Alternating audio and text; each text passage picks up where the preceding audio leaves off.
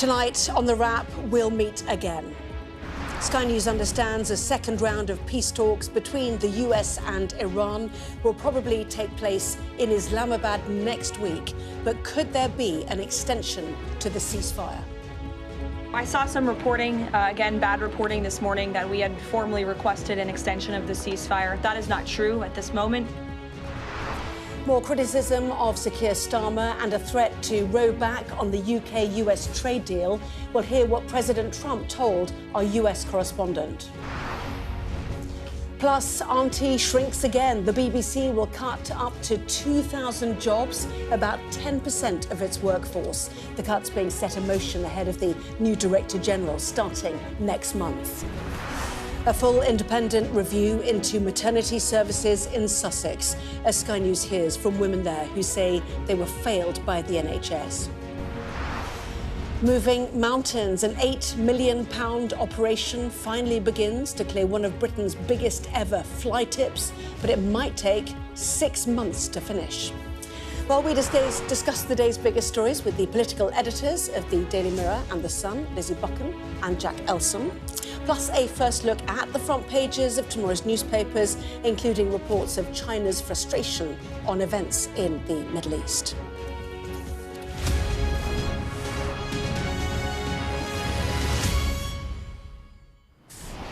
Well, hello and good evening and welcome to you, Lizzie and Jack, as well. There's been a lot of talking today and a lot more to come. It looks like there could be another round of peace talks between the US and Iran next week.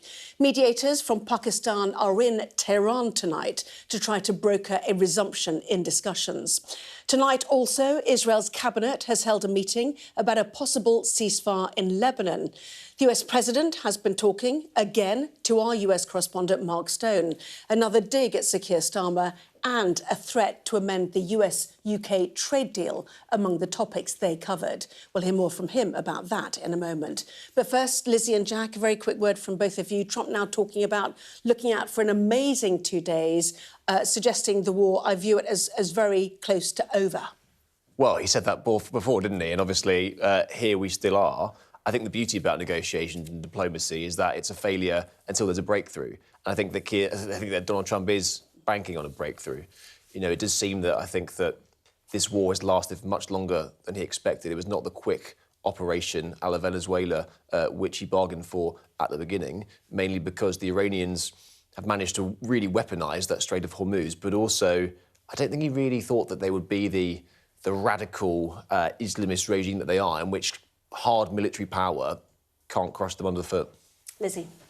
Yeah, I think Donald Trump is sort of learning that it's actually pretty difficult to extricate yourself from the Middle East once you go in, and that, as Jack says, it's not a straightforward process in resolving this. He clearly wants to get a deal. He wants to get this over and done with. He wanted to go in, sort it all out, be out of the way, and that is not the case at all. And also, there's all of this diplomacy that needs to be done with Iran, which is extremely complicated, but also there's the factor of what the Israelis are doing in Lebanon and trying to deal with that as well. So, a lot on the table.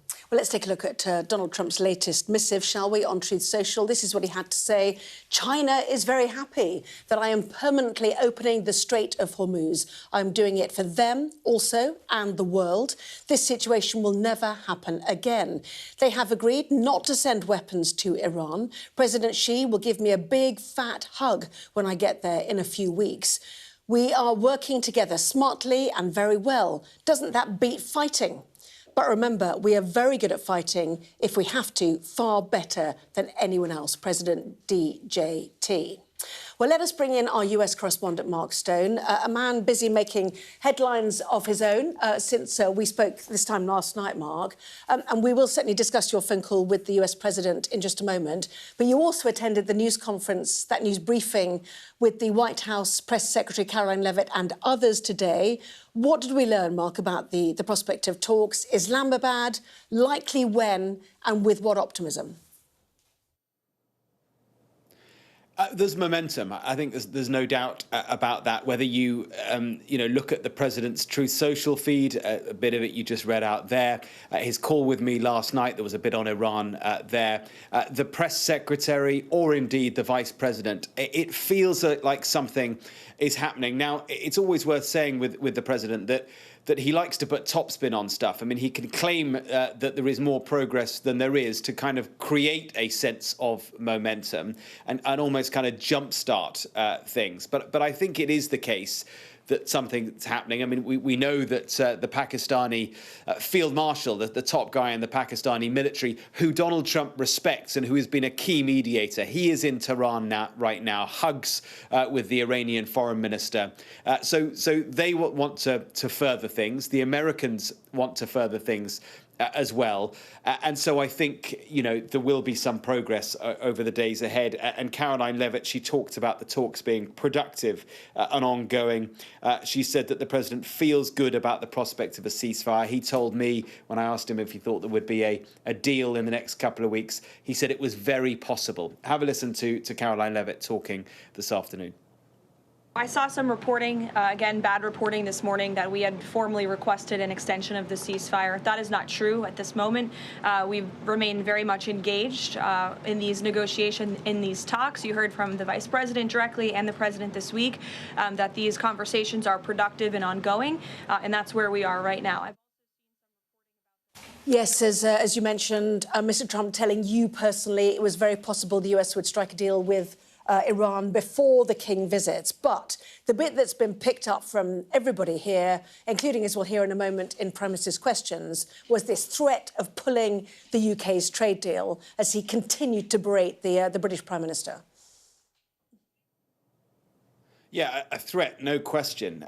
We were talking about the special relationship. He first questioned, he said, what special relationship with who, he said to me. And I said, with the UK.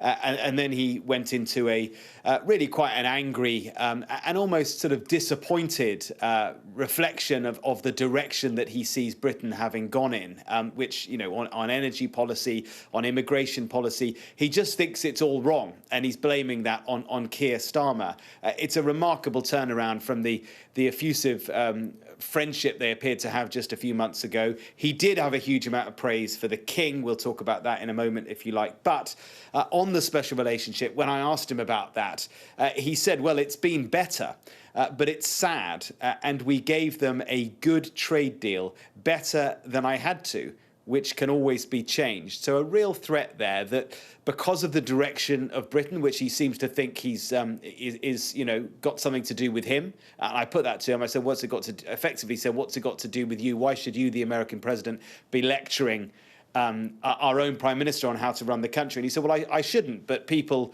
keep telling me that Britain's going the wrong way, and so I feel the need to say something. I'm paraphrasing that bit, but a real threat that he could pull the trade deal. And of course, he's also really upset about the Britain's lack of support for Iran, for his war in Iran. A principled decision, so would say Keir Starmer, not to get involved because he didn't think that the war was legal. Mark, we'd love to hear more about the King, but I'm just going to listen to what happened in Prime Minister's questions when the matter was raised by Ed Davey.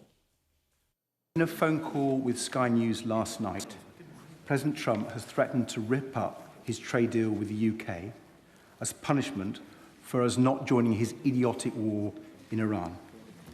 Mr. Speaker, this must be the last straw. Surely the Prime Minister can't send our King to meet a man who treats our country like a mafia boss running a protection racket. My position on the Iran war has been clear from the start. We're not going to get dragged into this war. It is not our war. And a lot of pressure has been applied to me to take a different course. And that pressure included what happened last night. I'm not going to change my mind. I'm not going to yield. It is not in our national interest to join this war, and we will not do so. I know where I stand. Yes, to which Ed Davey then remarked, Mr. Speaker, the President is one of the most unpredictable people we have seen on the world stage, and I hope he does not embarrass our monarch. One sentence, Mark, on the Trump on the King.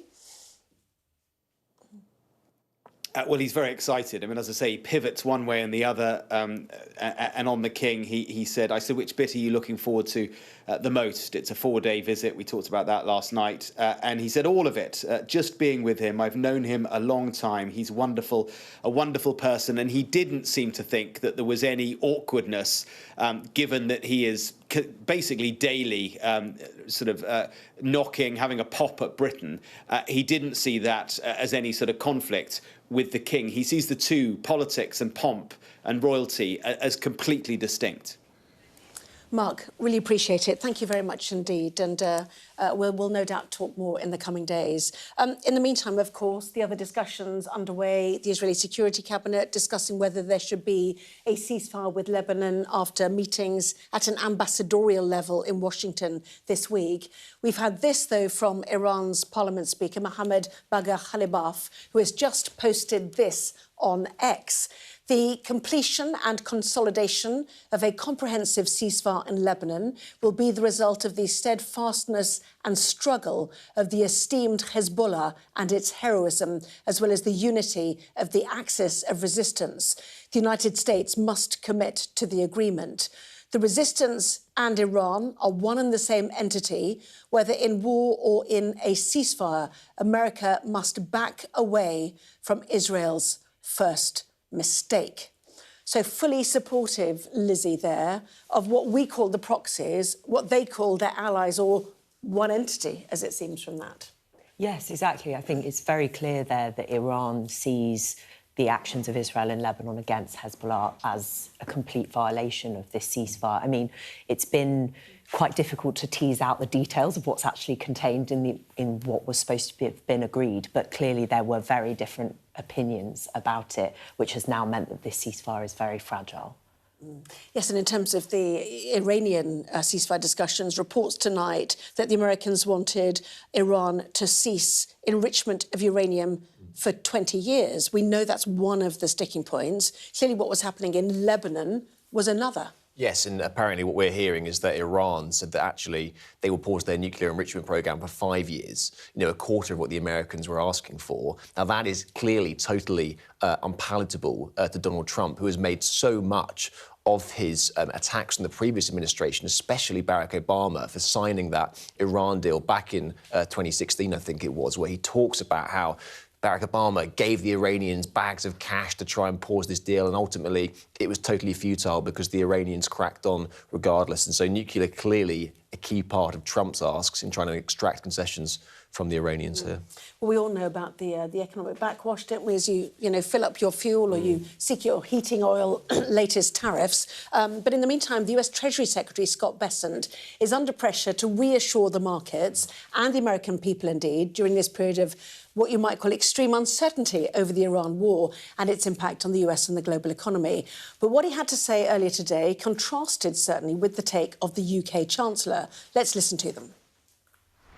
This quarter will be slower than it was. I think that the first quarter was moving along well. And we've heard the president say that one of the reasons he believed that he was able to prosecute this war now, and other than he believed it was the right time to prevent Iran from having a long-term nuclear weapon and to decapitate the regime, was that the economy was in such good shape. This conflict is going to end. That I don't know whether it's 3 days or 3 weeks. The point I would make, it's not been clear over the last 6 weeks or so what exactly the aim of this conflict is. Is it, as was originally suggested, to get regime change? Was it to protect partners in that part of the world? Was it to stop the nuclear weapons program? Is it to start diplomatic talks, which were happening before? We've never been clear about what the goals of this conflict is, which is why the impacts in our economy, but also here in the US economy and around the world, and particularly for our allies in the Gulf, like Saudi and Qatar and the UAE, are so immense. Well, now we have Bessent versus Reeves after Trump versus the Pope earlier this week. Bessent, short-term volatility for long-term gain. Rachel Reeves, this was a mistake which has destabilised global trade, global markets. something that the Mirror knows all too well from her this week. Yes, it's interesting. Rachel Reeves made similar comments to the Mirror, to my colleague in the Daily Mirror, which we reported ahead of the visit. And I think it's quite interesting that she made those comments, you know, safely in the UK, but has gone to Washington and repeated them effectively in Donald Trump's backyard. And I think you can see from both Besant and Reeves that they are both talking to a domestic audience as well.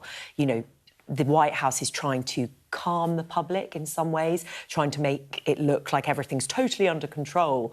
And whereas Rachel Reeves is livid, essentially, about the impact that this is having on her economic plans and wants to communicate to a domestic audience that this is essentially Trump's fault.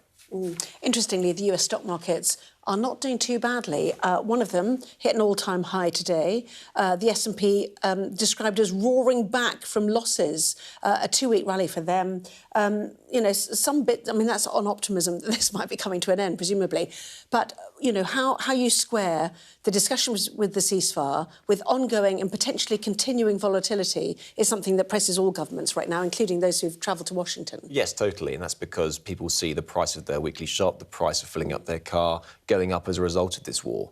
You know, I think it was, I can't remember who said it, but, you know, polling stations are basically 6-foot polls because you can essentially see they're barometers of how the government is doing. And if people think that the price of their petrol is going up, then people often first look to their governments more than anybody else to take that blame. Rachel Reeves clearly is loath to try and shirk that blame, rightly so. This is not her war, and so therefore is trying to go after Trump's actions pretty gung-ho. I mean, I do wonder if focus groups have told Starmer and Reeves that actually the public are right behind them and not in being involved in the Iran war. And actually they like a bit of distance with Donald Trump. And because we've got elections coming up in May, they're fully doubling down and, you know, tightening the screws on their language on this. Yeah, absolutely. I mean, I think, you know, it's a quite a high-risk strategy from Rachel Reeves. Who knows whether Donald Trump's actually going to see this or not. But, you know, I think she's clearly decided to do that. You've seen a change in Starmer's language as well. Last week, when he was in the Middle East, he said he was fed up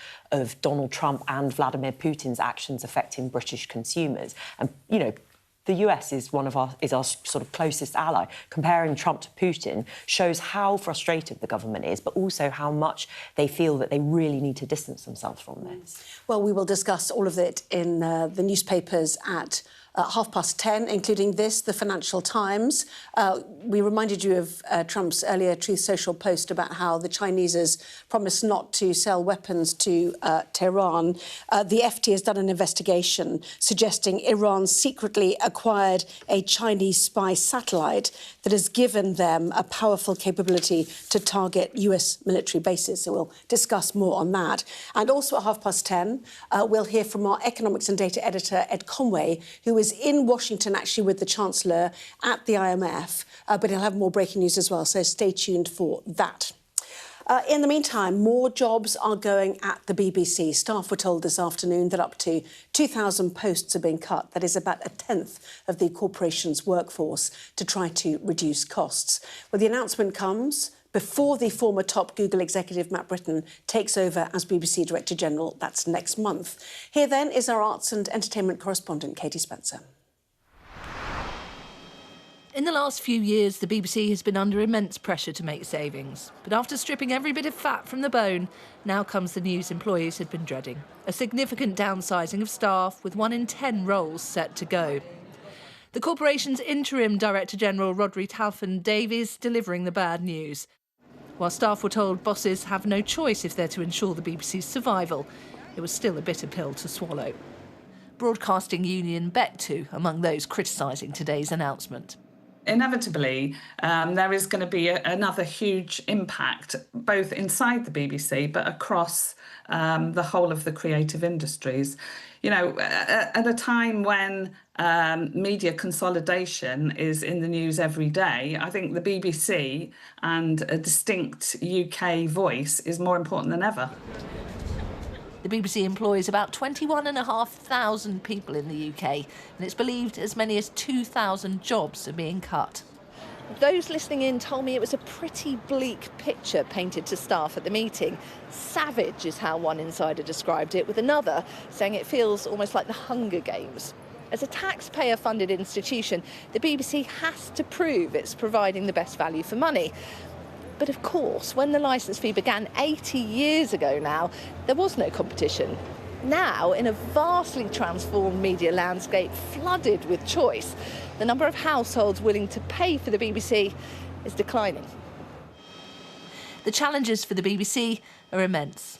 The interim Director General of the BBC, he struck a pretty sober, sombre tone. There is also concern that reducing headcount and stripping the BBC of experienced employees is actually leading to more mistakes, more errors on air, and may have contributed to some of the editorial crises that we've seen over the last year or so. This comes just a month before former Google executive Matt Britton takes up the role of new Director General, with quite the challenge on his hands, winning over staff who are facing one of the most unsettling moments in the BBC's history. Katie Spencer, Sky News. Well, Jack, this is where staff sit and wonder, is it me? And they might continue to wonder that for several months. But, you know, is the Labour government more supportive of the BBC and what it's trying to do than several Tory voices when they were in power? Yes, definitely. I think that the Tories definitely did take a more sceptical view on the BBC, felt some of its coverage wasn't up to scratch. Nadine Dorries, when she was Culture Secretary, famously froze the licence fee for a couple of years. Labour said that they want to support the BBC, but clearly what we're having now is the charter renewal being led by the Culture Secretary, Lisa Nandy. And she has made the point that the BBC, in an age where, like your reporter said, is competing in such a crowded field in terms of broadcast media, is going to have to cut its own cloth. And so clearly, when anyone loses their jobs, it's a horrible thing to happen. 2000 is a total bloodbath. But the BBC, because they are funded by the public, are going to have to try and make savings somewhere. Because at the moment, I don't think that the facts speak to themselves. 13% of all households last year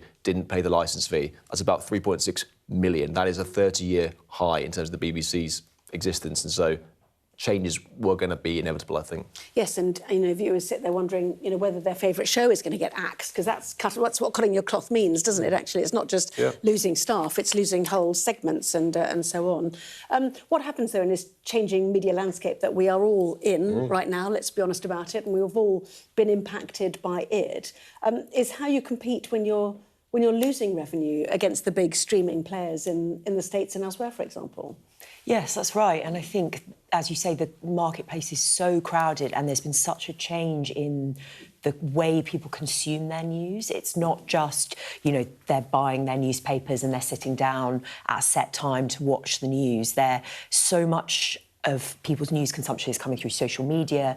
All news organisations are trying to find ways to navigate that. And the BBC, like any other, is trying to find ways to make sure it's reaching people and the kind of younger people where they're trying to find their news. And that's a really difficult thing to do, as it's all shifting so quickly. Yeah, I mean, it's not just news, obviously, for the BBC, is it? And it's all the drama segments. It's how you know, whether it's just on demand as a streamer.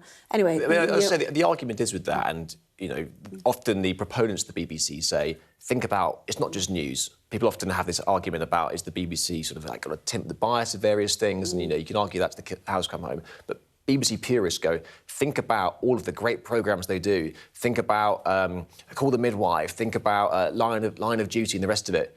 You could make that argument for a lot of streaming services. You know, every platform, be it HBO or Sky or Netflix, has the ability to make fantastic stuff. Sky, obviously, as well. Yeah. And so I don't really think that argument really holds up. You know, some people might be annoyed that their favourite show might go, your next favourite show is just round the corner on a different streaming platform. You have to cut your cloth in a very crowded field, and you can't just rely on the public to fund you. Yes, it's fickle audiences, and it's a tax, you know, tax model, isn't it, in terms of funding, effectively. Now, the government has announced that senior midwife Donna Ockenden will lead a full independent review into maternity services in Sussex. A bereaved families group met the Health Secretary today as they pushed for a full investigation into the NHS Trust. Liz Charlton, whose baby was stillborn, was among those who spoke to West Streeting. She says she raised concerns with the hospital about her medical history, but was repeatedly ignored. This is change for the future. There are people like me and my husband who 13 years ago started trying for a family, that aspire and have dreams of their future that they've already mapped out, and they should get safe maternity care. It should be safe for everyone. During my fertility treatment, like my fertility losses, my journey, I saw families from around the country on the television where their babies had died. And I vowed to my mother, I won't allow that to be me if I am successfully pregnant. Yet here I am, half a decade later. My daughter has died and my arms are empty. Yes, Liz Charlton talking there about her multiple miscarriages that she was trying to tell the hospital about, and it comes as the Health Secretary. You know, Wes Streeting, you know, talked openly about how he felt women were not being heard in the medical services.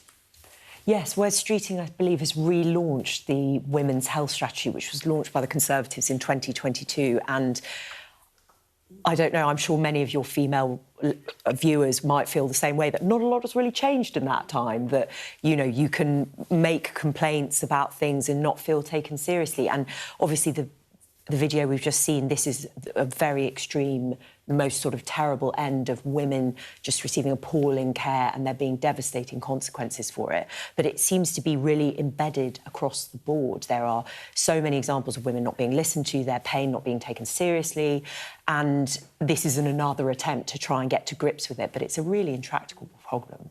And the focus on maternity services, again, seems to be really difficult. And if you squeeze budgets, and you do it in maternity services, I know there are other elements of it about natural births and therefore a lack of medicalised, you know, delivery, which has caused problems. But if you squeeze budgets in maternity, you know, it does not end well. And it does seem that maternity does seem to bear the brunt of a lot of squeezed budgets. You know, time and time again, it's in the news for more bad things than good. And, you know, Donna Ockenden, I think, has led reviews in the past, hasn't she? And so hopefully she can get to the bottom of this one. Indeed so. We'll certainly follow that. Well, plenty more still to come next on The Wrap. We have 2 bits of breaking news to tell you about after the break, and we will have a full look at what is making the front pages of tomorrow's newspapers. Stay tuned.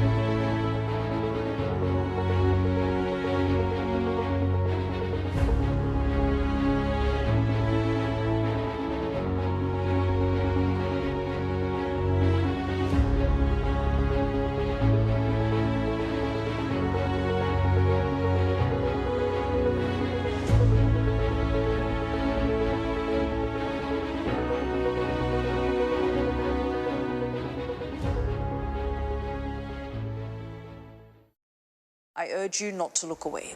If Hamas hands the hostages over, they will end this conflict. The world has been watching. Good to see you again. How are you? Did she say how he was? The conditions are awful. The jets were ordered to come back. Historic day here today. How will you respond if India does launch airstrikes? They'll be all out to war. I'm just going to put some body armor on. I'm Yalda Hakim.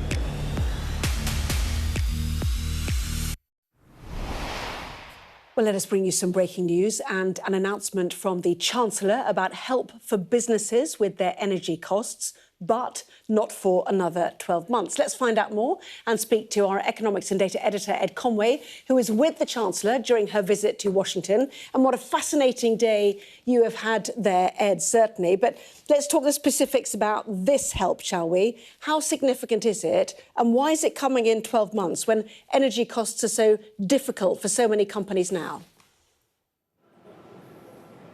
It has been a really interesting day, and the Chancellor is here. Obviously, she's here in Washington. This is the big moment where a lot of finance ministers come from around the world to talk about kind of the state of the economy, to talk about the challenges they're facing. And boy, are there lots of challenges right now, given what's happening in the Gulf, given the implications for everyone. And many of those implications come back to something we've discussed quite a lot in the past: energy costs. And that's why this announcement, and there may be more, she's kind of hinting that there's more to come over the course of the next kind of 24, 48 hours.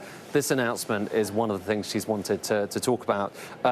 It is essentially aimed not at households, but at businesses, particularly businesses that use a lot of energy, power-hungry businesses. And it is essentially means that the British Industrial Competitiveness Scheme means that 3,000 more businesses will be able to benefit from lower energy than they would otherwise have had to face, taking the total to 10,000 businesses. And the idea is you're trying to tackle one of the biggest, most ingrained issues facing the UK right now, something we've talked about an awful lot, which is that we have some of the highest rates, in fact, you know, by some measures, the highest industrial power costs anywhere in the world. And the upshot of that is a lot of businesses struggle to make a go of it in the UK, and instead they set up somewhere else where the costs are lower. The flip side to this, so we've had this announcement, the Chancellor's saying there's going to be 10,000 businesses which are going to benefit from this. Two points worth making, actually three. Well, first of all, as you said, this is not going to kick in immediately, so all of the trouble that people are facing right now with higher costs, well, they're still going to have to bear that. Secondly, it's not actually 10,000, it's 3,000 businesses that are affected by this, despite what the press release said. But thirdly, and perhaps most profoundly, business lobby groups who look at this kind of thing, including, for instance, Make UK, which is the group that deals with manufacturing, they don't sound at all impressed. So that the chief executive of Make UK, Stephen Phipson, says while this announcement acknowledges the problem of high UK industrial energy costs, it doesn't provide the immediate solution to the critical cost pressures companies are facing right now. And further on, it says the UK has the highest industrial energy costs for the developing world, which is unsustainable for the manufacturing sector. So the deep issues that we have reported time and time again in recent months, in recent years, of factories shutting down, not able to pay those costs, moving overseas to make cheaper, to benefit from cheaper power and to make cheaper goods overseas. This is an attempt to try and deal with it, but according to the leading group who actually represents those businesses, it is not enough yet. We'll be talking to the Chancellor about this over the course of the next day or so. She's here in Washington. It's been a very interesting meeting so far. She's been very forthright about what the kind of causes and the objectives of the Iran the military action that the US is taking in Iran, about what those consequences are. But what she, I suppose, hasn't done so far is confront the main issue facing the UK, which is that its economy has been downgraded more than any other country in the G7 by the IMF. And still, we don't know precisely what she's going to do about this. This particular plan may be part of her scheme to deal with it, but there's going to be more we're going to hear about from the Chancellor in the coming days. Yes, and Ed, we're about to look at the front pages, one of which is The Times, which says that the UK is facing a summer of shortages on the shelves, specifically because of issues with fertiliser, the lack of CO2 to hit farming if the straits stay shut. Can I just ask you, for a vague straw poll, out of the leaders who are there, how many are telling their nations to take action right now because of stuff that's not getting out of the Strait of Hormuz? I mean, it's a really good question. It kind of gets to the heart of things. The short answer, Anna, is that, you know, different nations are confronting it differently. So you've got some countries that are cutting fuel duties, for instance, so the equivalent of fuel duty in the UK. You know, many countries, actually. Australia's doing it. You've got Italy doing it as well. You've got Germany doing it. You've got Ireland doing it just recently. The IMF thinks that's probably not a good idea because what you're basically doing is you're encouraging people to go out and spend more on things like petrol. You've got countries like India, which already subsidise fertiliser costs. They are having a really terrifying time at the moment because the cost of those fertilisers have gone up, but the cost that they're actually subsidising, that gap is kind of widening. And then you've got the UK, and right now, the broad policy from the government, and again, we're going to be trying to probe this with the Chancellor, you know, tomorrow, but also in the coming weeks. The broad kind of philosophy is try not to panic people, because we know what happened, you know, last time both in 2022 and 2021. People got very worried about the prospect of there being fuel shortages. People got very worried about the prospect of there being food shortages. And as a result, they went to shops and they did panic buying. They went to their petrol forecourts. If there was one overarching kind of strategy this time around from the government, it is let's not repeat that. So the upshot is they kind of just don't want to talk about it. And in the meantime, as you're pointing out, you can see from what's happening in the Strait of Hormuz, from the fact that you're not getting fertiliser deliveries, from the fact that many of the fossil fuels that we use to make things like fertiliser aren't coming through, you can see, logically, that at some point fertiliser prices are going to go up a lot. Well, they've already gone up a lot. And at some point there may be shortages. But that's kind of a gradual thing. And I think everyone, in other words, that we're not going to see that immediately. We may see it in the coming months, because it takes time for things to grow. But the main thing people are focusing on here in Washington is trying to read between the lines, working out whether Donald Trump is indeed actually close to some sort of a breakthrough with Iran, and hoping to God, essentially, that this is going to resolve soon. Because if it doesn't resolve soon, then you could be facing essentially a global recession as a result of higher energy prices. That's not, you know, hyperbole. That's something the IMF themselves have warned about. So that's kind of where we are. It's in a sense, it's not. There's no news there. We've known about where we're heading for some time. But the volume here in Washington has been turned up to a level that is very unusual in meetings like this. It's a really fascinating dilemma for governments what to do, Ed, and we really appreciate you bringing us that. You're right at the heart of it. Thank you very much indeed. Well, some more breaking news now, and the Prime Minister is calling in the bosses at some of the biggest social media companies to Downing Street tomorrow about taking responsibility for the safety issues affecting children online. As you can see, our chief political correspondent, John Craig, is here. So why the summons then, John? Well, I think partly because the Tories are putting pressure on the government to ban social media for under-16s. Tonight in the House of Commons, the government has again voted against a Tory proposal to do that, and also against removing smartphones from schools. So the government, the Prime Minister's holding this summit, and at the same time, of course, the government is saying, wait for the consultation. Well, the curse of consultation, because it's holding things up. Taking part, Meta, that's Facebook and Instagram, Snapchat, Google, YouTube, TikTok and X, they're all going. The PM is saying parents rightly expect action and fast. That's why we've already taken the powers needed to move quickly once our consultation ends. Well, there were some Labour MPs tonight during the debate, John Whitby, Peter Prinsley, who said, look, get on with it, quicker, faster. Now, here's a quiz question. How many consultations do you think there are currently on the government website? I'm going to guess, John, about 83 or something. 83? I don't know. That's 24. Miles out. 50. Miles out.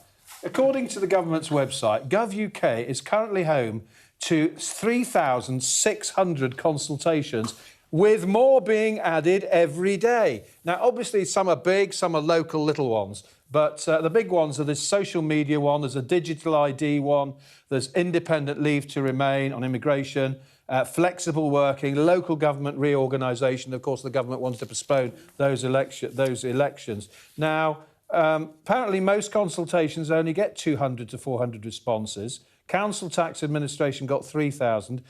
Future of the BBC got 200,000. That was the biggest. But clearly, the government is Well, its government's critics will say that they're just dithering and being slow about getting on with this. And Laura Trott, the Shadow Education Secretary, said other companies are waking up to the harms.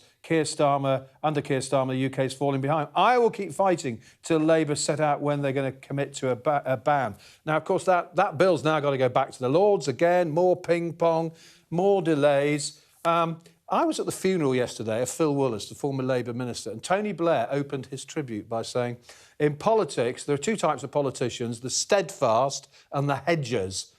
The steadfast are the bold ones, take decision, decisive, get on with it. The hedgers, obviously those who dither and don't get on with it, take the easy way out and so on. Sitting a few feet away from him, of course, was the Prime Minister. Goodness me, John with his quickly moment on telly tonight. John, thank you very much indeed. We're a bit late with those 2 bits of breaking news to get to the papers, but let's do it now, shall we? So time now to see what is making the front pages of tomorrow's newspapers. The front of the Metro, to start with, says the Prime Minister has gone on the defensive after a former NATO chief accused him of corrosive complacency when it comes to military spending. The FT reports that Iran has secretly acquired Chinese spy satellites, which helps them target US military bases in the Middle East. The Eye front page looks at anger in China at the US blockade of the Strait of Hormuz, a waterway the country relies heavily on for its oil. The Guardian leads on analysis that suggests big oil and gas companies have made an extra $30 million every hour during the conflict in the Middle East. UK facing summer of shortages on shelves. That is the Times reporting on findings of a secret analysis by the government that supermarket shelves may run dry of goods like chicken and pork if the war in Iran continues. The Daily Mirror reports that the Prime Minister is set to tell big social media companies that they need to do more to protect children on their platforms. The Telegraph says the International Monetary Fund has warned the Chancellor, Rachel Reeves, is raising taxes at the fastest pace in the world. The front of the Express focuses on a dementia drug which has been branded as having trivial effects on the disease. Karma, the Sun leads on the latest victim of potholes in the UK being the Transport Secretary. And the Star reports on MP Samantha Niblett declaring a summer of love with more open, inclusive and lifelong sex education. So let's talk more, shall we, amidst all of those news stories. And why don't you kick off, Lizzie, with China and its discussions with America and concerns about getting oil out of the Strait of Hormuz? Yeah, so the Eye is obviously looking at a really interesting part of this, the diplomatic issue, which is the relationship between the US and Beijing.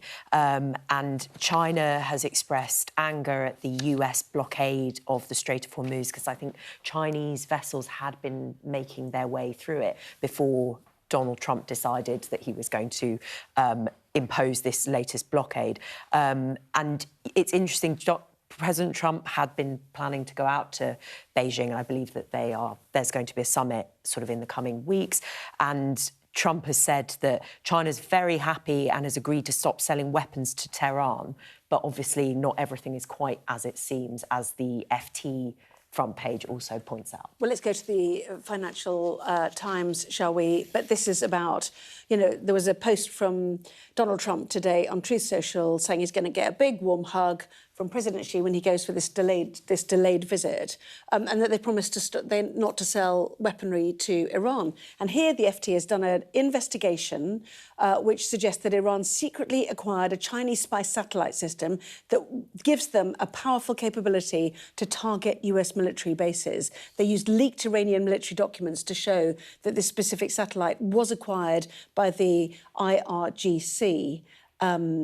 And gives all the prices, etc., for launch into space from China. So, I mean, this is an interesting take, and I wonder, once Trump reads this, he may not get such a big, or may not want such a big hug. Oh, totally, and you can imagine it's going to be the top of his shopping list when he goes over to Beijing in a few weeks' time. And this story is totally extraordinary, because essentially the Iranians, back in 2024, acquired this Chinese satellite, and the images, if you go onto the FT's website, the images are absolutely extraordinary. Aerial satellite footage very detailed of US military bases operating in the Middle East, you can imagine that Trump will be absolutely seething when he sees that intelligence breach. And knowing clearly the Iranians are his big enemies here, but China, he's always had a bit of a love-hate relationship with. You know, he's been very bolshy in terms of attacking them in the past, especially igniting that trade war. But you get the sense with like a lot of world strongmen that actually he quite respects Xi Jinping, and that Truth Social post earlier seemed to suggest that he was looking forward to that meeting. But you can imagine he will be absolutely seething at the fact that, in his view,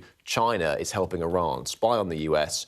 That could prove quite awkward for the two men's meetings in Beijing. Yes, absolutely. In the meantime, the boost to big oil makes the front of the Guardian. $30 million even every hour during the conflict for big oil.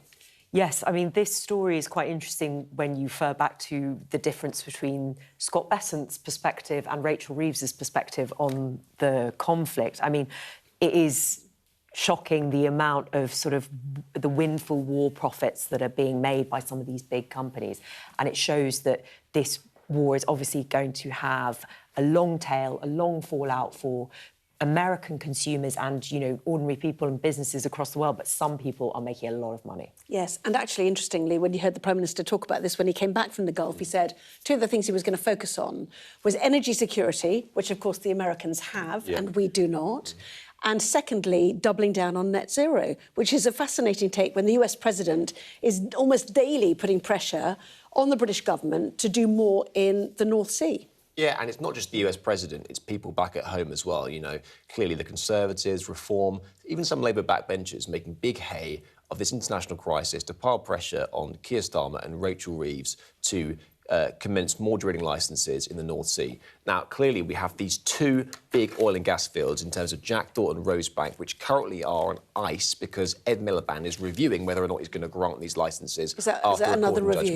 judgment. It's another review. But the crazy thing is that ministers are being wheeled out on the rounds, and bearing in mind this is such a big decision when it comes to the UK's energy security, we still don't have an answer about whether or not they're going to be opened. We don't have an answer about even when the decision for them to be opened or closed will be made. And so for people watching their bills going up at home and seeing that Ed Miliband is essentially sitting on his hands when it comes to our energy security, most people, I think, will be absolutely exasperated about it. And in the meantime, we know the Daily Mail, or Mail Online rather, was talking about the concern about jet fuel shortages for the May half-term or even sooner.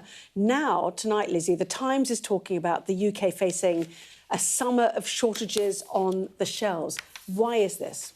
Yeah, so The Times got a really interesting report about concerns about shortages of carbon dioxide, which is used in package to sort of increase the shelf life of loads of really sort of daily staples, you know, chicken, pork, other supermarket goods.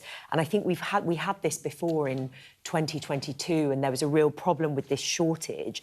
And it means that effectively it's much harder to preserve foods on the shelves, and that's going to increase prices. So this document that the Times has got hold of is a sort of reasonable worst-case scenario. So this is all the kind of contingency planning that the government is doing, but this is exactly the kind of thing that is going to really concern people. Yes, and, you know, we know they're trying not to panic us. We've heard that from Ed Conway, our economics editor, who's in Washington.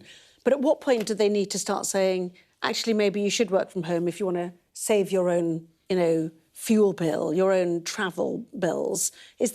Are there steps that should now be taken, do you think, if this doesn't get... These situations are such nightmares for governments because the last thing they want to do is promote any sort of panic buying. They don't want sort of a repeat of lockdown where people are, you know, stampeding to the shops to get the last bog roll out of Sainsbury's or whatever it is. But at the same time, by saying that everything's OK, because they don't want to provoke that panic buying, they run the risk of looking like they're being caught flat-footed in a crisis where other countries are acting. And we are now seeing other governments telling their citizens, actually, clearly we are going to have to row back on some aspects of daily life, whether that is, you know, carpooling, taking a trip to the shops, the rest of it. And so I think at the moment, the language out of government is don't change your behaviour, everything is fine.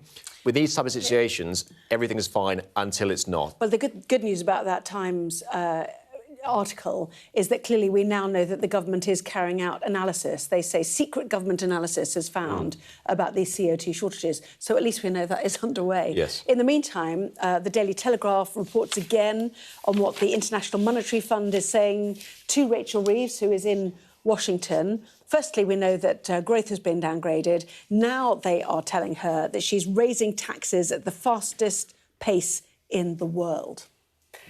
Yeah, I mean, it's quite a scary warning. I mean, I think it doesn't say a lot in here about the fact that obviously that is partly to do with our huge amount of debt that we've got, to do with the pandemic and to huge amount of spending around the Ukraine war, on energy bills and all of that, which is something that has made making the books balance so difficult for Rachel Reeves. And I think that's been the problem that she's been grappling with all the way through. But they make this point, and obviously the impact that that's going to have on people in Britain, and then look also at defence spending, which is another row that's been going on about what the government's committed to increase it, but we haven't seen a lot of evidence about what is going to be in the defence investment plan that they've promised, what the defence spending is going to be spent, what is going to be spent on, and also where the money's going to come from for some of the later commitments. Yes, finally, the numbers from the IMF says it equates to an extra £130 billion of taxes per year since Labour took power, or £4,500 more per household. Yeah, That's a lot of money. We're running short of time. Sorry, Anna. Have you got one sentence? I was going to say, this is probably the reason why Rachel Reeves is going after Donald Trump's Iran war so much, because clearly she's looking for someone to blame. A lot of people will say, look at your own budget, look at your tax rises, look at the low growth we've got in this country at the moment. Yeah, OK. Now, let's go on to fly tipping, shall we? Paid for by the taxpayer, more money. It is an £8 million operation, in fact. It's begun to clear waste. You'll probably remember it from that giant illegal tip in Oxfordshire. It was declared a critical incident by the Environment Agency last November, and now, 5 months later, 15 lorry loads of rubbish are being removed a day. It is expected to take about 6 months to complete. Well, the waste, which includes tyres, shredded plastic and household rubbish, covers about 8,000 square metres. That's 2 acres, an area bigger than a football pitch. And the problem is with this, who pays for it? At the moment, it's the taxpayer, although the minister certainly suggested that she does not want to see in the future the public has to pay for this. Yeah, I mean, what an extraordinary image. I mean, this is the sort of thing that just drives people crazy, and it's so unfair on the people living in that space in that area to see that there, but also for the taxpayer to foot the bill for, other people's bad behaviour. Well, normally I think it falls to the landowner, but many campaigners would like to see local authorities take responsibility for the price of clearing. I mean, I live in an area with often fly tipping, not on this scale, thankfully. And sometimes it's asbestos. It can be there for weeks, but, it does make people extremely irate, as Lizzie says. Oh, totally. All of these everyday inconveniences make people absolutely bananas. I mean, like Lizzie will know, I mean, I get inundated with reader emails every single day from people. I'm sure the Daily Mirror readers are similar, of be it potholes, be it fly tipping. And so you can imagine that if people are getting annoyed by a few bin bags being left on the side of their road, however many tons of rotting waste that was piled up there, it's gonna get under people's noses, isn't it? Yes, the sulphuric stench of eggs, our correspondent was reporting earlier as well. But we'll see how that goes on for 6 months worth. Both of you, stay there. Lots more still to come in the next hour. Right now, let's take a look at the weather. You're looking happy. Well, the forecast looks good. So you've sorted the travel insurance then? All Clear Travel Insurance sponsors Sky News Weather. Well, the next few days will bring widespread showers or more general rain, but the weekend looks more settled. Many places will have a mild and fine start tomorrow, but there will be a scattering of blustery showers. Much of Wales and northern and central England will stay dry through the morning with sunny spells. Central parts of Ireland will be similar. Elsewhere, showers will develop more widely with hail and the odd rumble of thunder possible, but the southwest of Ireland will see more general rain moving in. It will be a bit cooler and fresher than today and less windy. The afternoon will see cloud and patchy light rain extending to many areas, but Scotland will hold on to the brighter, more showery conditions. Later, England's southernmost counties will turn drier. And Friday will see increasingly light and patchy rain edging eastwards, probably not reaching southeastern England until evening. Sunshine and widespread showers will follow from the west, with further thundery downpours possible. And it will be rather warm, especially in the east. High pressure will settle things down, you'll be glad to hear, over the weekend. All Clear Travel Insurance proudly sponsors Sky News Weather. On the wrap coming up, more on the prospects for another round of peace talks between the US and Iran next week. The president has been giving a number of interviews, not least to Fox Business and ABC News, in which he has suggested that look out for an amazing 2 days. Also speaking to our US correspondent overnight, Mark Austin, something that was raised... Mark Stone, something... Let's hope he's not watching in America. Something which was raised in Prime Minister's Questions, a question by Ed Davey, who suggested that he hoped that our king, our monarch, was not embarrassed by the unpredictability of Donald Trump, and indeed about the warnings to the British government about its actions in Iran, with suggestions that he could change or amend the US-UK trade deal. More on that to come, more of the newspapers as well, more on the breaking news we brought you at past, all coming up in just a moment.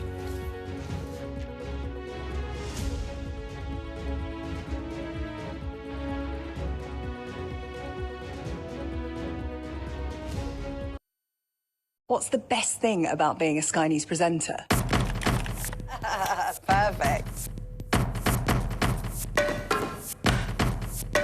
Let's bring you some breaking news. Being a Sky News presenter. I began by asking, thank you so much, trusting us to tell her story. The battle for number 10. Sky News has been given exclusive access. Let me give you a sneak peek. It was the day those present would never forget. Why did you decide to open up and tell your story? I urge you not to look away. If Hamas hands the hostages over, they will end this conflict. The world has been watching. Good to see you again. How are you? Did she say how he was? The conditions are awful. The jets were ordered to come back. Historic day here today. How will you respond if India does launch airstrikes? they'll be all out to war. I'm just going to put some body armor on. I'm Yalda Hakim.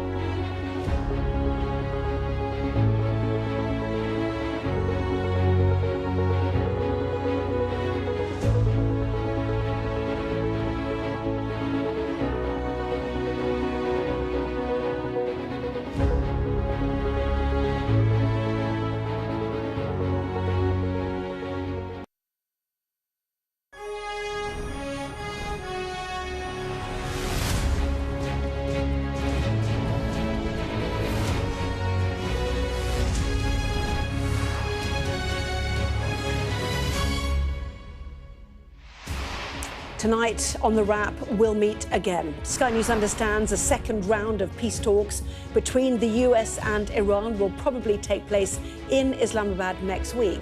But could there be an extension to the ceasefire? I saw some reporting, again, bad reporting this morning, that we had formally requested an extension of the ceasefire. That is not true at this moment. More criticism of Sir Keir Starmer and a threat to row back on the UK-US trade deal.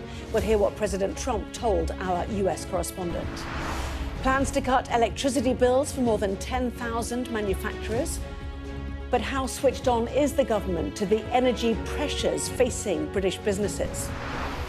And the PM calls bosses from the biggest social media companies to Downing Street to discuss how to better protect children online. Well, we discuss the day's biggest stories with the political editors of the Daily Mirror and The Sun, Lizzie Buchan and Jack Elsom, plus a first look at the front pages of tomorrow's newspapers, including reports of China's frustration on events in the Middle East.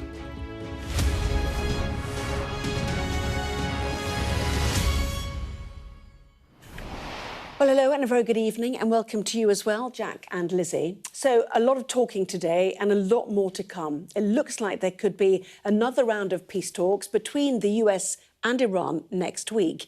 Mediators from Pakistan are tonight in Tehran, in Iran, to try to broker a resumption in discussions. Tonight, also, Israel's cabinet has held a meeting about a possible ceasefire in Lebanon. Lizzie and Jack, then a very quick word from you. Donald Trump certainly talking about looking out for an amazing 2 days and talking also about describing the war as very close to being over. Jack? Yeah, I think Donald Trump is absolutely desperate to do a deal now. I'm not sure in his mind he's quite clear what this naval blockade is going to achieve in the long term. China, the dog that hasn't really barked for this war, is now coming out saying it's incredibly frustrated with this naval blockade. And ahead of that meeting he's got with Xi Jinping, does he really want to continue it? I think he'll probably try and do a deal. Is he? Yeah, I think Donald Trump's realising that he's perhaps bitten off more than he can chew, and this is much more complicated than he'd originally realised. He's very keen to get this deal done, as Jack said, but there are all sorts of different strands, and actually it's proving quite difficult to get all the players to the table and to actually bring forward a meaningful ceasefire. So, I mean, the world needs this to end. Whether it will, whether we believe Donald Trump and take him at his word is another matter. Yes, and certainly we'll hear from finance ministers who've been in Washington with the IMF as well a little bit later on. In the meantime, let's take a look at what Donald Trump has said most recently on Truth Social. He said, China is very happy that I'm permanently opening the Strait of Hormuz. I'm doing it for them also and the world. This situation will never happen again. They have agreed not to send weapons to Iran. President Xi will give me a big fat hug when I get there in a few weeks. We are working together smartly, he said, and very well. Doesn't that beat fighting? But remember, we are very good at fighting if we have to, far better than anyone else. Well, the mood music from the US is certainly upbeat. There are to be new talks in Islamabad, we understand. They're still hoping to get ships moving through the Strait of Hormuz, and there's hopes for peace in Lebanon. Here, then, is what the White House Press Secretary Caroline Leavitt told the White House briefing earlier on the prospects for the ceasefire continuing. I saw some reporting, again, bad reporting this morning, that we had formally requested an extension of the ceasefire. That is not true at this moment. We remain very much engaged in these negotiations, in these talks. You heard from the Vice President directly and the President this week that these conversations are productive and ongoing, and that's where we are right now. Well, in the meantime, we know the Israeli Security Cabinet has been discussing the prospects for a ceasefire in Lebanon. They are battling Hezbollah, clearly. And we've just had this from Iran's parliament speaker, in fact, Mohammad Bagher Halabaf, who's posted this tonight on X. The completion and consolidation of a comprehensive ceasefire in Lebanon will be the result of the steadfastness and struggle of the esteemed Hezbollah and its heroism, as well as the unity of the axis of resistance. The United States must commit to the agreement. Goes on to say the resistance and Iran are one and the same entity. Whether in war or in a ceasefire, America must back away from Israel's first mistake. Well, our US correspondent Mark Stone has been making his own headlines today. Last night, he had a 5-minute phone call with President Trump discussing, among other things, the US-UK special relationship and his thoughts on the British Prime Minister Keir Starmer. Here's what Mark told us a little earlier about that call. We were talking about the special relationship. He first questioned, he said, what special relationship with who, he said to me. And I said, with the UK. And then he went into a really quite an angry and almost sort of disappointed reflection of the direction that he sees Britain having gone in, which, you know, on energy policy, on immigration policy, he just thinks it's all wrong. And he's blaming that on Keir Starmer. It's a remarkable turnaround from the effusive friendship they appeared to have just a few months ago. He did have a huge amount of praise for the King. We'll talk about that in a moment, if you like. But on the special relationship, when I asked him about that, he said, well, it's been better, but it's sad. And we gave them a good trade deal, better than I had to, which can always be changed. So a real threat there that because of the direction of Britain, which he seems to think he's you know, got something to do with him. And I put that to him. I said, what's it got to, effectively said, what's it got to do with you? Why should you, the American president, be lecturing our own Prime Minister on how to run the country? And he said, well, I shouldn't, but people keep telling me that Britain's going the wrong way, and so I feel the need to say something. I'm paraphrasing that bit. But a real threat that he could pull the trade deal. And, of course, he's also really upset about the Britain's lack of support for Iran, for his war in Iran. A principled decision, so would say Keir Starmer, not to get involved because he didn't think that the war was legal. Yes, we'll talk more about that in a moment. But should we listen, first of all, to Prime Minister's questions? Such was the impact of those remarks that were raised in PMQs by the Liberal Democrat leader, Sir Ed Davey. In a phone call with Sky News last night, President Trump has threatened to rip up his trade deal with the UK as punishment for us not joining his idiotic war in Iran. Mr. Speaker, this must be the last straw. Surely the Prime Minister can't send our King to meet a man who treats our country like a mafia boss running a protection racket. My position on the Iran war has been clear from the start. We're not going to get dragged into this war. It is not our war. And a lot of pressure has been applied to me to take a different course. And that pressure included what happened last night. I'm not going to change my mind. I'm not going to yield. It is not in our national interest to join this war, and we will not do so. I know where I stand. Yes, Ed Davey talking about the unpredictability of Donald Trump, hoping he won't humiliate our monarch, you know, describing him as, you know, somebody running a protection racket. This is a president, though, whose modus operandi is to threaten as part of his negotiations, and threatening there this US-UK trade deal, which was deemed to be favourable to the UK amid the tariff wars we saw. Yeah, Donald Trump is brandishing this US-UK trade deal as another way to put pressure on Keir Starmer. He's lashing out, furious that the UK has refused to join his bombing campaigns, and you can see the different ways he's trying to exert that pressure. Obviously, bringing up this trade deal, he's done this a few times before, but and kind of behind the scenes, if you speak to sort of officials in government, they all seem quite sort of steely about it, that they think as long as it's not being brought up, except when he's doing it on Truth Social, then it's all fine. But in reality, he could do whatever he wants because the trade deal exists, but he can just put tariffs on wherever he wants. Yeah. We've seen him do that. Yeah, I mean, this row between Keir Starmer and Donald Trump, I don't think is actually been that too unhelpful for Keir Starmer. I mean, think about where he was a few months ago, where, you know, he was teetering on the brink of being ousted by his own MPs. His MPs, by the way, most of them who really can't stand Donald Trump. And so putting himself at odds with the US president has been pretty actually politically helpful, at least in the short term. The issue for the long term, clearly, is if Donald Trump decides to pull a trade deal which makes voters' lives worse off, the constituents of those Labour MPs, they won't thank Keir Starmer if the prices in the shops go up because they see his actions having led to that.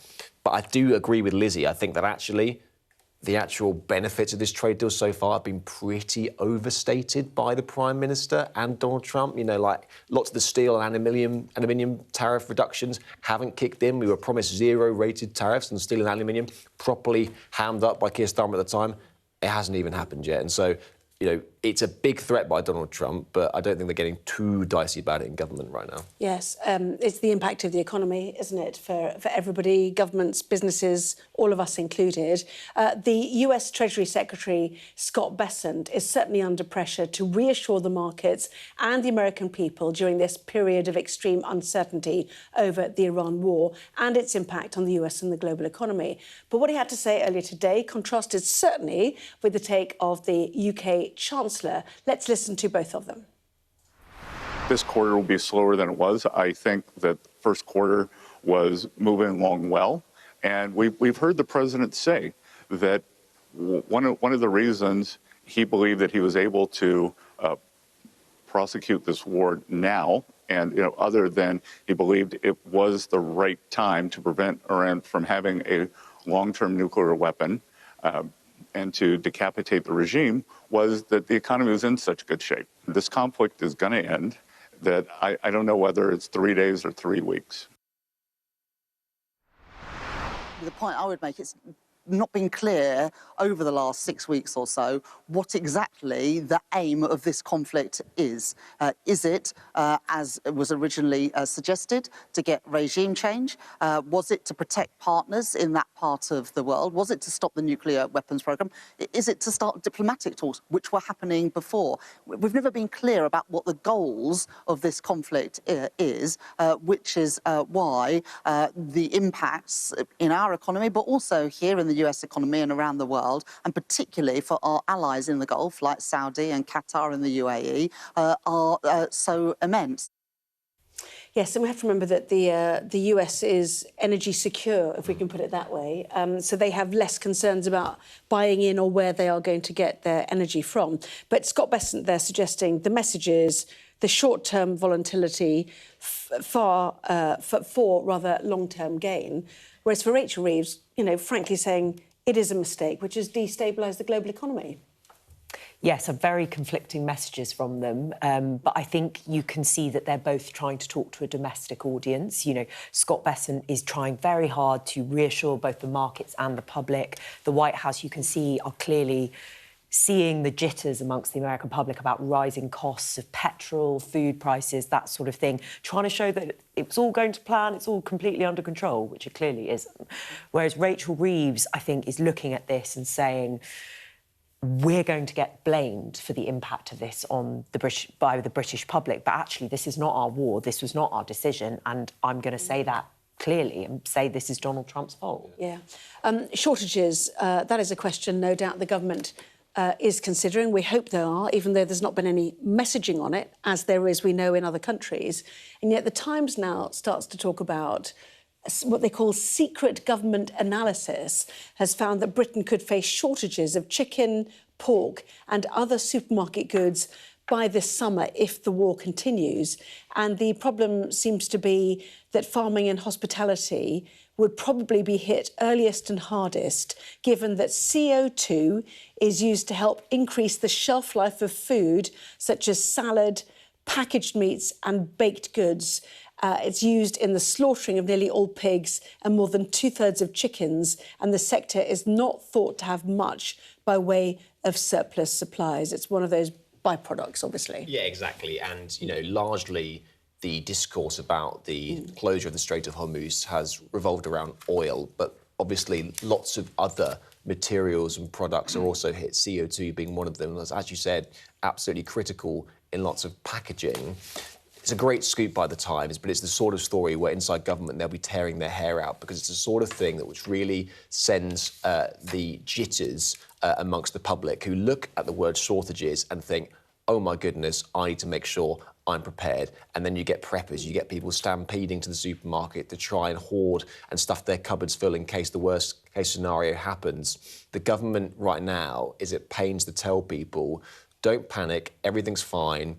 The problem for them is is that, if they're seen to be flat-footed to this crisis, then they'll get the blame for not responding acutely enough, and other governments are telling their voters to change behaviour.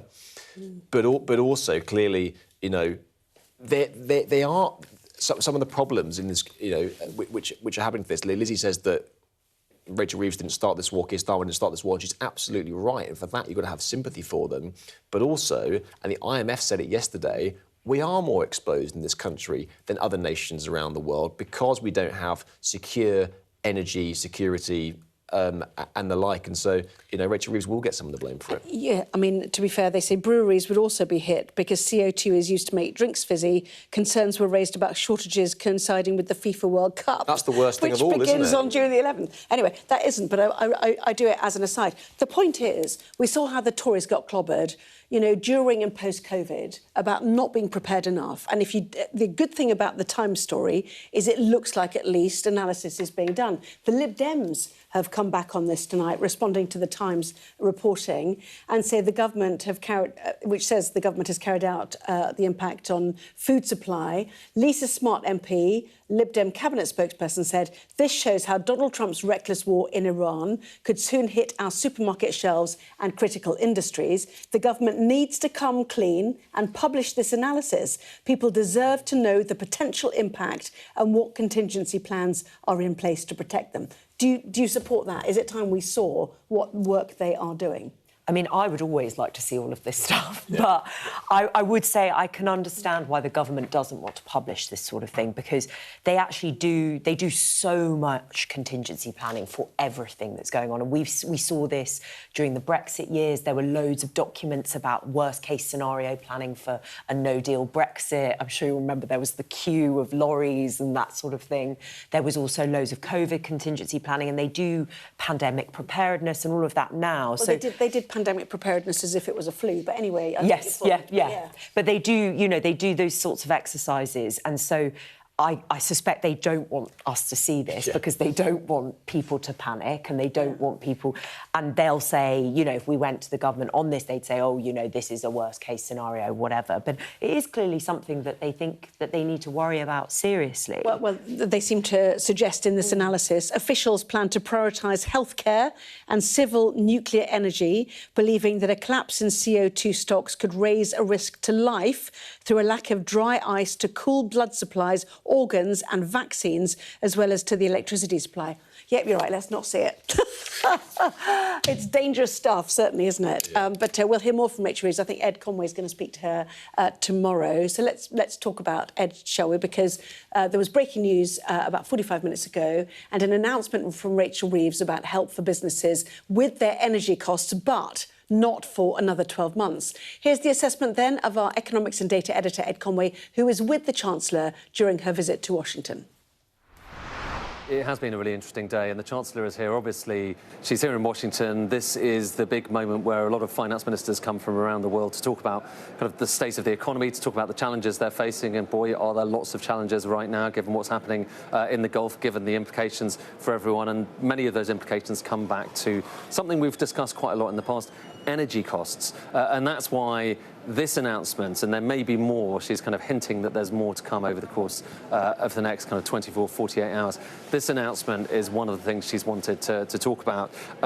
It is essentially aimed not at households, but at businesses, particularly businesses that use a lot of energy, power-hungry businesses, and it is essentially means that the British Industrial Competitiveness Scheme means that 3,000 more businesses will be able to benefit from lower energy than they would otherwise have had to face, taking the total to 10,000 businesses. And the idea is you're trying to tackle one of the biggest, most ingrained issues facing the UK right now, something we've talked about an awful lot, which is that we have some of the highest rates, in fact, you know, by some measures, the highest industrial power costs anywhere in the world. And the upshot of that is a lot of businesses struggle to make a go of it in the UK, and instead they set up somewhere else where the costs are lower. The flip side to this, so we've had this announcement, the Chancellor saying there's going to be 10,000 businesses which are going to benefit from this. Two points worth making, well, actually three. Well, first of all, as you said, this is not going to kick in immediately, so all of the trouble that people are facing right now with higher costs, well, they're still going to have to bear that. Secondly, it's not actually 10,000, it's 3,000 businesses that are affected by this, despite what the press release said. But thirdly, and perhaps most profoundly, business lobby groups who look at this kind of thing, including, for instance, Make UK, which is the group that deals with manufacturing, they don't sound at all impressed. So that the chief executive of Make UK, Stephen Phipson, says while this announcement acknowledges the problem of high UK industrial energy costs, it doesn't provide the immediate solution to the critical cost pressures companies are facing right now. And further on, it says the UK has the highest industrial energy costs for the developing world, which is unsustainable for the manufacturing sector. So the deep issues that we have reported time and time again in recent months, in recent years, of factories shutting down, not able to pay those costs, moving overseas to make cheaper, to benefit from cheaper power and to make cheaper goods overseas. This is an attempt to try and deal with it, but according to the leading group who actually represents those businesses, it is not enough yet. We'll be talking to the Chancellor about this over the course of the next day or so. She's here in Washington. It's been a very interesting meeting so far. She's been very forthright about what the kind of causes and the objectives of the Iran the military action that the US is taking in Iran, about what those consequences are. But what she, I suppose, hasn't done so far is confront the main issue facing the UK, which is that its economy has been downgraded more than any other country in the G7 by the IMF. And still, we don't know precisely what she's going to do about this. This particular plan may be part of her scheme to deal with it, but there's going to be more we're going to hear about from the Chancellor in the coming days. Yes, so, I mean, why is the help delayed, in your view, do you think, for manufacturing, which presumably have extremely high energy bills as they try to function in this time and also after the Ukraine war? Well, because a lot of what this government does is try to give the veneer of action where actually it just marks inaction. And, you know, delaying this for a whole year before it comes in does seem like people as pretty thin gruel at a time where many manufacturers are grappling with soaring energy prices, which seem particularly acute to the UK. I mean, only this week we've had OpenAI, the makers of ChatGPT, pull the plug on a multi-billion-pound deal in the UK, citing just that, crippling energy prices. And, you know, for Rachel Reeves, clearly wants to look like she's reacting to some of the demands from business. But as Ed Conway was saying, some of the businesses themselves are saying, actually, this isn't going to touch the sides. Yes, it was brought up in Prime Minister's questions as well, with one MP talking about local businesses who cannot afford to function. In the meantime, we heard from Ed Conway there, the bad news for the Chancellor, that the IMF has downgraded the UK economy more than any other in the G7. Well, wait till she sees the Daily Telegraph, because this is another not good line, isn't it? Rachel Reeves is raising taxes at the fastest pace in the world, according to the IMF. Yeah, so the Telegraph says that the UK's tax burden is going to hit a peacetime high of 42% of GDP, which is pretty eye-watering.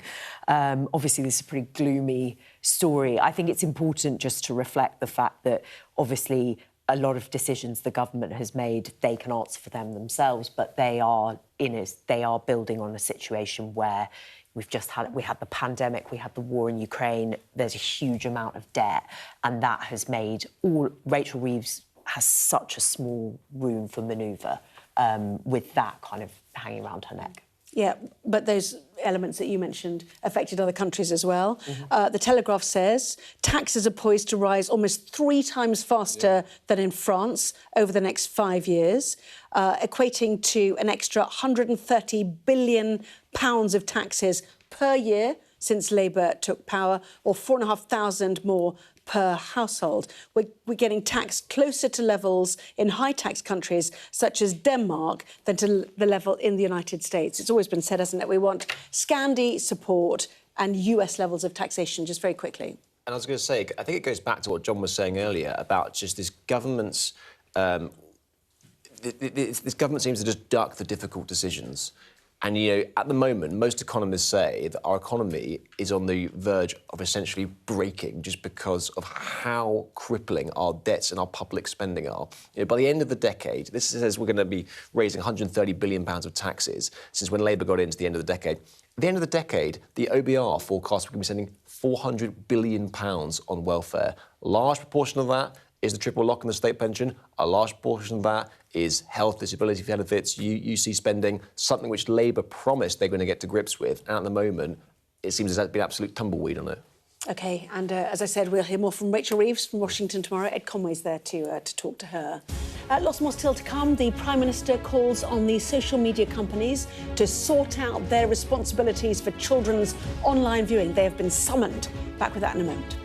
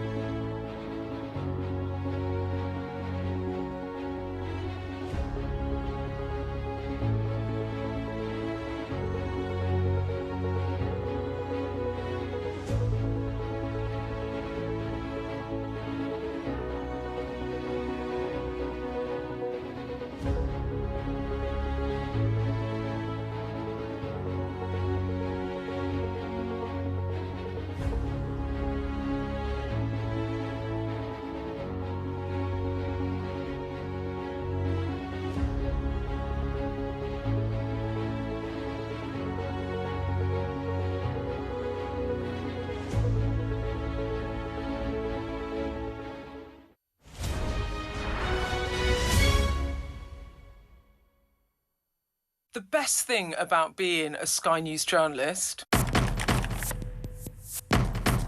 My darling. Beth Rigby, Sky News.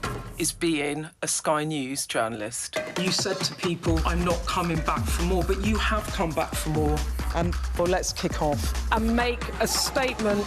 What can our Prime Minister say to you to not impose tariffs? He's coming out! What more do you need? We're trying to see as much as we can. We're in an area that's just been reclaimed. Mr. Zuma, Sky News. People are directly protesting. The whole neighborhood is rallied around her. It's been impenetrable to journalists over the last 2 years of war in Sudan. I've been waiting for this for 2 years. It doesn't feel like a big homecoming. It was never going to be pretty. War isn't pretty. What's the best thing about being a Sky News presenter? Perfect. Let's bring you some breaking news. Being a Sky News presenter. I began by asking... Thank you so much. ...trusting us to tell her story. The battle for number 10. Sky News has been given exclusive access. Let me give you a sneak peek. It was the day those present would never forget. Why did you decide to open up and tell your story?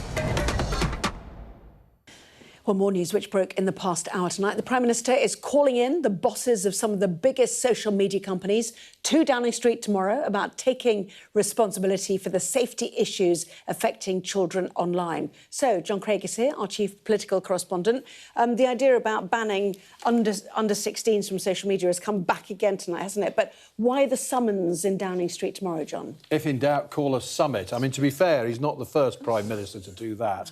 But clearly the government is under big pressure from the Conservatives, who, again, this evening in the Commons, have forced a vote on their proposal to ban social media for under-16s. And the government has voted that down and voted down a Tory proposal to remove smartphones from schools. Kemi Badenoch's been talking about this for weeks now. So the Prime Minister obviously thought, oh, God, better be seen to be doing something. So he's calling in Meta, that's Facebook and Instagram, Snapchat, Google, YouTube, TikTok and X. And he says, we'll say, looking the other way is not an option. But what he's saying is, he says, parents rightly expect action and fast. That's why we've already taken the powers needed to move quickly. But then he says, once our consultation ends. So it's yet another example of the government delaying, you just mentioned that a few moments ago, delaying whilst they wait for a consultation. I looked it up. There are currently, on the government website, 3,600 consultations. There are big ones, and obviously some of them are local ones, planning and stuff like that. But, for example, there's the social media one, there's all sorts of planning ones, local governments, reorganisation, of course, we know about, digital ID, indefinite leave to remain, I should say, flexible working, local government, finance, and so on. But critics will say the Prime Minister needs to be more decisive. Now, in the debate in the Commons tonight, there are a couple of Labour MPs, John Whitby, he's Derbyshire Dales, Peter Prinsley, he's Bury St Edmunds. So, look, get on with it, get on with it. Can I tell the Tony Blair story again? You can tell the Tony, yes. Yeah. We're all in. So yesterday was the funeral. Every time John Craig said that. Yesterday was the funeral of the former Labour minister, Phil Woolas, who famously clashed with Joanna Lumley about the Gurkhas in 2009. Tony Blair began his tribute by saying, there are two types of politicians. There's the steadfast and the hedgers. Steadfast means firm, unwavering. Hedgers means, I looked it up, equivocal, basically indecisive. And Keir Starmer was sat just in front of him, and a lot of people went... Yeah, but these reviews, began from as soon as they came into power. Yeah, and you sat there thinking, you've had 14 years in opposition. Do you not know what you want to do? Or do they need the government data? Do they need that raw information actually to make the right decision? Is that a genuine part of Sometimes government? consultations are formulaic processes, and actually they do precede the official legislation that goes through. You do get the sense that they do hide behind a lot of them. So, I don't want to bring it back to the welfare, but there's been 4 different reviews and government consultations into the welfare bill since Labour came into power back in July 24. I also think that there is often a sense that the Prime Minister is actually the Prime Minister and he can do things. Rather than just summoning people into Downing Street, if these companies have broken the law, then Ofcom should have the powers, as they now do, to be able to fine them up to, 10% of global profit. So it does seem a bit extraordinary how they're going to get a dressing down. Rather than a dressing down, maybe take some action. Yes, which is exactly what Donald Trump said to him when he said, I need to consult my people. And he said, you're the Prime Minister, why do you need to consult anybody? Which is interesting. My team. Some people thought he meant Arsenal. Oh, right, there we are. Who knows? Anyway, what's going on with the Speaker? Oh, he's on the warpath. I mean, the Prime Minister's relations with Sir Lindsay Hoyle are as bad as they are with President Trump this evening. So what happened today was, not for the first time at Prime Minister's questions, the Speaker interrupted him when he was just ignoring questions put to him by Kemi Badenoch and said, no, it's Prime Minister's questions. Now, this happened a few weeks ago and there were a lot of complaints. And then right at the end of Prime Minister's questions, where the PM went up to the Speaker's chair, there was a lot of pointing, finger-wagging. We've got the pictures on that. Harsh words exchanged between the two. Now, we couldn't hear because it was down there and we're up there in the gallery. But there was a real argument. The Prime Minister appeared to storm off. And later, the Speaker's spokesperson told Sky News, look, answers to questions should be confined to the issue raised in the question. And we were told also that the Speaker, as well as raising this with the PM at PMQs, he has raised it with number 10 officials several times in recent weeks. John, I'm going to interrupt you. Let's just have a look. When she realised she'd made a massive error of judgment, she attempted the mother of all U-turns. that didn't work. So this weekend she said, when I said we should jump into the war, she said this weekend, Mr. Speaker, that what she meant, she was talking about verbal support. Prime Minister, it's Prime Minister's questions. We've got to concentrate. Kevin Baden. I mean, to be fair, I thought he answered the questions more than he has recently. There was one a couple of weeks ago which was truly horrendous. There was a full-blown attack on Kemi Badenoch. It was the one. It wasn't the last one before Easter. It was the one before that, when she was asking him, I think, about the Mandelson affair, and he kept going on about Nick Timothy and remarks he'd made, the Shadow Justice Secretary, about Muslims praying in Trafalgar Square, and that prompted a lot of complaints from Tory MPs.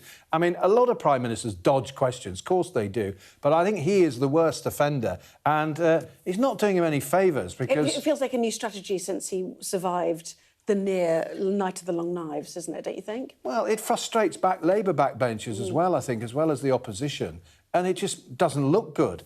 And, you know, he ought to be able to answer a question from Kemi Badenoch without going on about her policy and not talking about Nick Timothy, for goodness sake.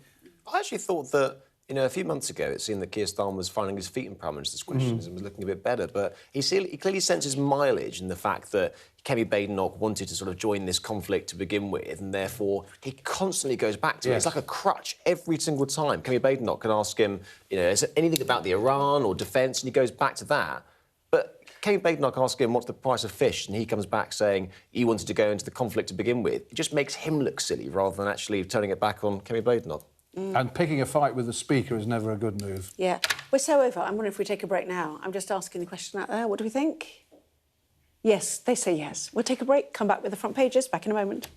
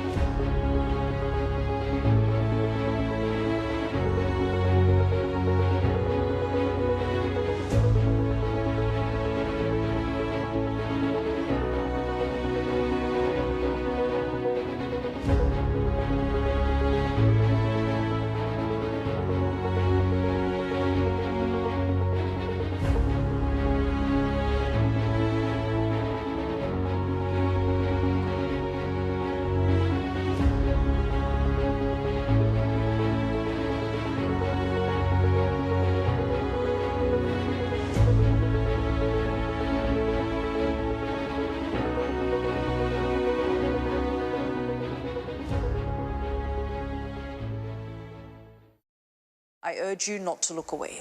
If Hamas hands the hostages over, they will end this conflict. The world has been watching. Good to see you again. How are you? Did she say how he was? The conditions are awful. The jets were ordered to come back. Historic day here today. How will you respond if India does launch airstrikes? They'll be allowed to warn. I'm just going to put some body armor on. I'm Yalda Hakim. Well, it's time now to see what is making the front pages of tomorrow's newspapers. Let's kick off with the front of the Metro, which says the Prime Minister has gone on the defensive after the former NATO chief accused him of corrosive complacency when it comes to military spending. That was Lord Robertson, of course. Here's the FT reporting that Iran has secretly acquired Chinese spy satellites to target US military bases in the Middle East.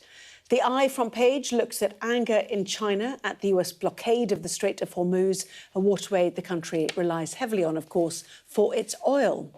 The Guardian leads on analysis that suggests big oil and gas companies have made an extra $30 million every hour during the conflict in the Middle East. UK facing summer of shortages on shelves. The Times front page reporting on findings in secret analysis by the government that supermarket shelves may run dry of goods like chicken and pork if the war in Iran continues. It's CO2 which is the problem there. The Mirror reports that the Prime Minister is set to tell big social media companies that they need to do more to protect children on their platforms. He's summoned them to Downing Street tomorrow. Telegraph says the International Monetary Fund has warned the Chancellor, Rachel Reeves, is raising taxes at the fastest pace in the world. The front of the Express focuses on a dementia drug which has been branded as having trivial effects on the disease. Karma, the Sun leads on the latest victim of potholes in the UK, being the Transport Secretary. The Star reports again, in fact, on MP Samantha Niblett declaring a summer of love with more open, inclusive and lifelong sex education. Education. Going to put that out there.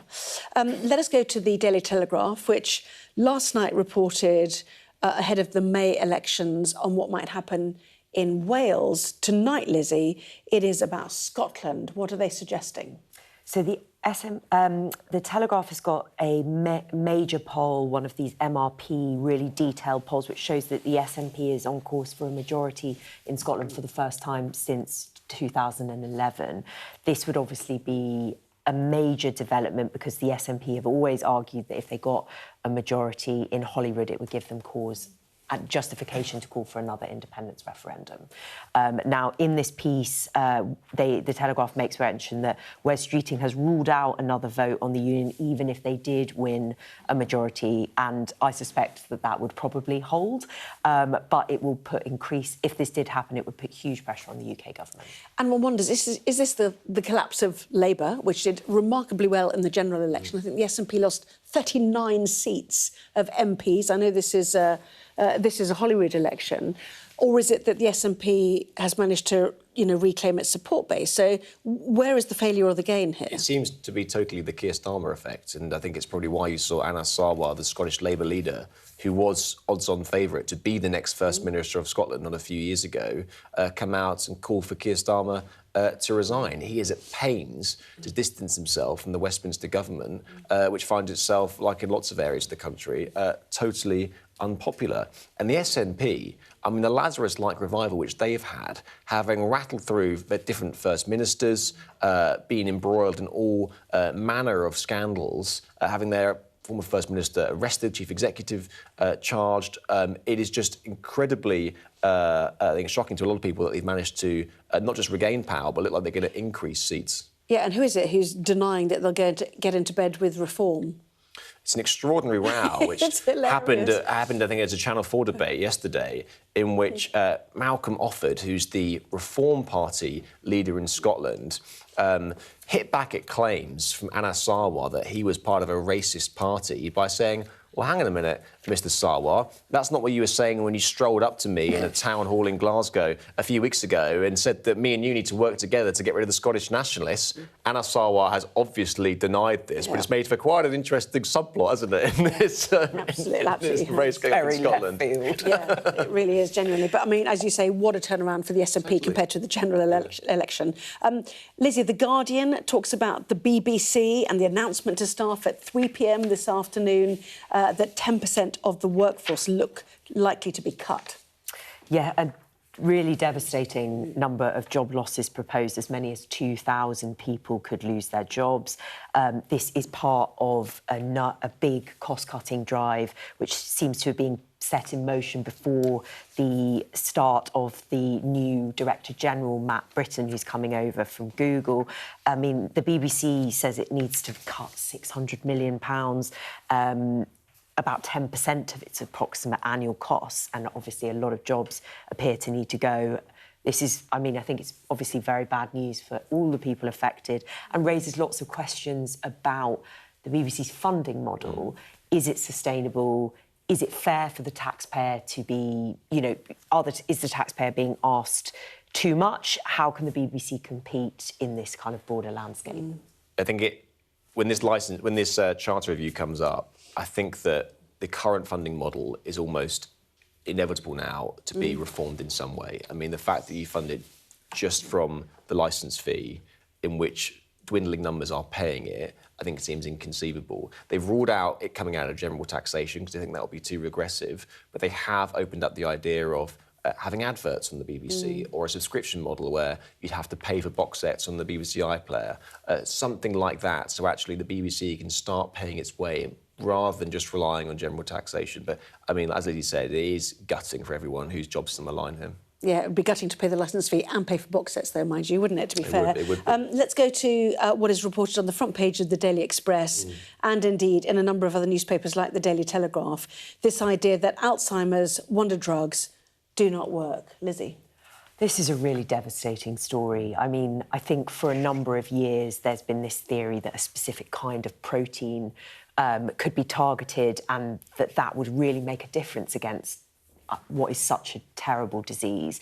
This review seems to have found that the theory is not quite right, and actually the side effect, it only really causes side effects like brain swelling and bleeding, which will be a really devastating blow to people who've been really hoping that this is going to make a difference. Yes, and one of the review authors quoted in the paper said it was extremely important that we are honest and avoid giving people false hope. But sadly, hope is what is needed in terms of Alzheimer's. So it's a devastating illness. Yeah, you're right, and false hope, exactly what this has been given. I mean, like, yeah, this was approved by the regulators, not just in the UK, US, Japan, other countries around the world. So actually it was seen at the time as a real possible breakthrough. But unfortunately, it's not to be, according to this study. Yes. We've got 1 minute left. So just for you, Lizzie, we will do the story that's actually on the front page of a number of newspapers, The Telegraph and The Times, which is that evolution favours redheads. Delighted that you've saved this one for me. Yes, a number of papers sort of pick up on this story, which shows that, you know, for a long time, many redheads have been picked on, bullied for the colour of our hair, but actually there's something about the trait that is worth passing on, and you know, red hair is becoming more common. Interesting stuff, isn't it? Go on then. Well, no, I was just going to say... Are you red as well? Sorry, I don't mean to ask. No, I'm not, but my mother and brother are, and my partner also is, so I'm sure... Were you when you were younger? No, I wasn't. OK. No, thank goodness. I'm running out of time. Sorry, that's all. I've just done an assessment of your hair. I've got no time to listen to what you wanted to say. Jack and it wasn't that insightful, you know. Was it not? It wasn't that. Thank the Lord. Anyway, it's just jumping on the bandwagon now. I claim it. Anyway, there we are. Thank you both very much indeed, Lizzie and Jack. Good to see you. We've got sport next. Arsenal are through to the Champions League semi-finals. You'll want to see that. Big stories don't always come from big cities. I'm Lisa Dowd and I'm Sky's Midlands correspondent. You are not getting in this elevator, OK? The judge made it very clear that she could see no justifiable reason why Sakulas wasn't here facing British justice. I promised I would get him justice. Free, wherever you get your news. This is what they're up against. The wind is the really big problems. It is back-breaking work and the smoke is thick. It's been working well. Water levels are dropping, but no one knows what impact further rain will have. What would you do if this place wasn't open? This is the exact spot in Nottingham where their 19-year-old son, Barnaby Webber, lost his life. I just think it's so cruel and so harsh. It's really scary. We're terrified. In this community, I'm told that everybody knows someone affected by COVID. Hopefully this will be the last wave. Sky News gets the full story first. Change seems tantalisingly close in this corner of the UK. Wales was the first to introduce the plastic bag charge. It's legal to let go. Set the speed and take the hands off. It's almost driverless, but not quite. Hans is a highly trained police dog. The force is incredible. It's really frightening, actually. This is my patch, my specialism. It's also my home. Liberation Day. By popular demand, Wow. here we are. Donald Trump. It is quite the story. Wherever it goes, on Trump 100, we go with it. Can you tell us who you're looking for? Unbelievable we've come to this. Are you overstating the reach and significance of this deal? Not like you said it. From the UK. Why don't you go back to your country where you have a major migrant problem? It was 10 feet from him, and all of a sudden the shots rang out. People impacted. I'll tell you on another day on the podcast what that was all about. Join us wherever you get your podcast. The best thing about being a Sky News journalist... Hi, darling. Beth Rigby, Sky News. is being a Sky News journalist. You said to people, I'm not coming back for more, but you have come back for more. Well, let's kick off and make a statement. What can our Prime Minister say to you to not impose tariffs? He's coming out! What more do you need? We're trying to see as much as we can. We're in an area that's just been reclaimed. Mr. Zuma, Sky News. People are directly protesting. The whole neighborhood is rallied around her. It's been impenetrable to journalists over the last 2 years of war in Sudan. I've been waiting for this for 2 years. It doesn't feel like a big homecoming. It was never going to be pretty. War isn't pretty.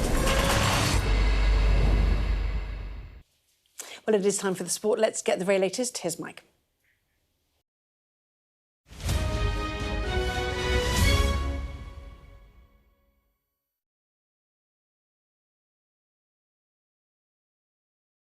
John will, talks about it as the best medical he ever failed. It seems strange you get so far down the line and a player of his calibre, the possibility of signing him, it would have been a massive threat had he signed for Rangers, but thankfully he didn't. It's very, very seldom you see a player in the building walking around at a club and the deal isn't done, but historically Rangers have been stung a couple of times signing players who had glitches, you might say, in America. Famously Daniel Prodan was one a number of years earlier, but there had been others as well, and I think they'd reached the stage where they weren't going to take any more risk. And then I failed a medical at Charlton. John Hartson was last week tipped to be on his way across South London for £5 million. But for the time being, that seems a dead deal. Been a lot of speculation, and if there was any chance, it would have been done. Spent the day with Alan Kirbishley, walking around the valley and being in the training ground. And I was training every day. I was scoring goals every weekend. And I'm thinking to myself, I can't pass a medical because of this knee. I'm not bitter, no, not at all. I'm not a bitter person, I just get on with life. I've got no problems with my knee or nothing, I'm lashing balls in and everything else. And it does get a bit, frustrating at times. People keep going on about medicals and that. So that does That does unsettle me a little bit. I shouldn't think you want to see another one again, do you? No, I don't. I don't want to do any more medicals, to be honest. So I'm starting to question myself. I think my previous managers were saying, John's fine. He's doing everything asked of him on the training ground. He's playing every week. He's scoring goals. But for some reason, I just couldn't pass this medical. And it was very, very frustrating. It was quite worrying, actually. I'm starting to think, well, where do I go from here?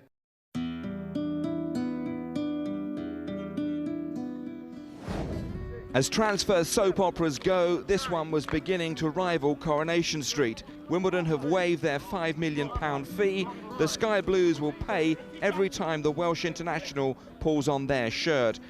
He's had injuries, but if you look at his record of playing, he plays a lot of games. It's all about pressure, this game, anyway. If you can't handle pressure, you're in the wrong game. I actually failed the medical first time around at Coventry, but it was Gordon Strachan that pushed it forward and obviously did the deal. We tried to buy John from Wimbledon a few months before, but then Rangers came in. John failed the medical.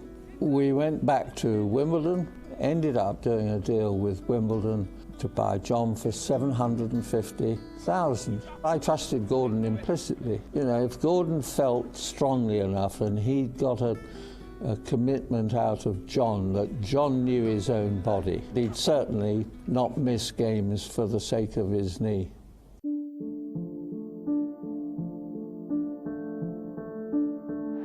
Coventry City are doomed to First Division football.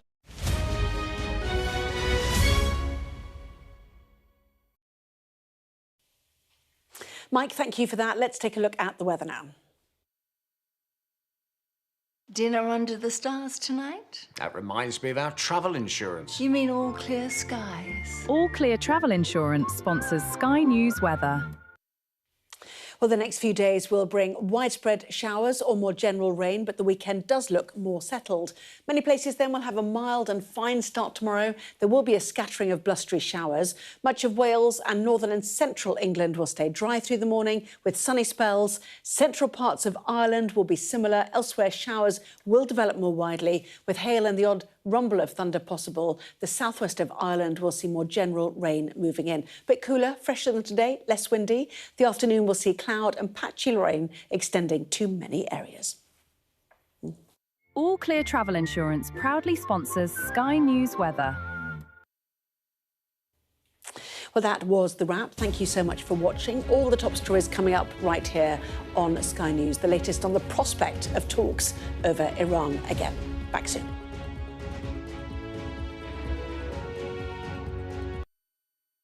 I urge you not to look away. If Hamas hands the hostages over, they will end this conflict. The world has been watching. Good to see you again. How are you? Did she say how he was? The conditions are awful. The jets were ordered to come back. Historic day here today. How will you respond if India does launch airstrikes? They'll be all out to war. I'm just going to put some body armor on. I'm Yalda Hakim. What's the best thing about being a Sky News presenter? Perfect. Let's bring you some breaking news. Being a Sky News presenter. I began by asking, Thank you so much. trusting us to tell her story. The battle for number 10. Sky News has been given exclusive access. Let me give you a sneak peek. It was the day those present would never forget. Why did you decide to open up and tell your story?